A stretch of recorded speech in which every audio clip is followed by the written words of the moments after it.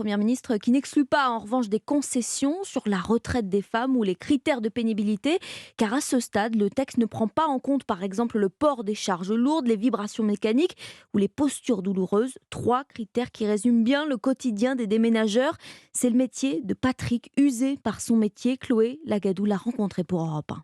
Un carton de vaisselle sur le dos, le front en sueur, Patrick, 58 ans, vide le salon d'un appartement parisien.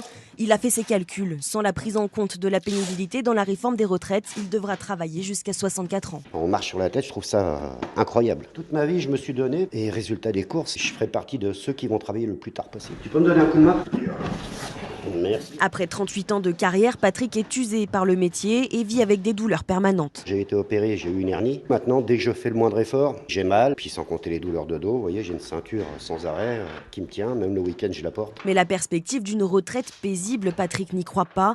De tous ses anciens collègues déménageurs, seul un est encore en vie aujourd'hui. La retraite me fait peur quelque part, puisque tous mes potes que j'ai pu connaître, on va dire à 2 à 3 ans après, ils étaient morts. Déjà, il faut y aller à 64 ans dans ce métier, mais alors en plus, pour espérer toucher sa retraite, on va en toucher quoi, 2 ans ? Patrick confie se sentir humilié par la réforme des retraites. Il aimerait participer à la grève, mais il ne pourra pas. Il a besoin d'argent, alors demain, il travaillera. Un reportage de Chloé Lagadou. A noté que la réforme des retraites arrive aujourd'hui en commission des affaires sociales à l'Assemblée nationale. 7000 amendements déposés, 8 sur 10 par la NUP.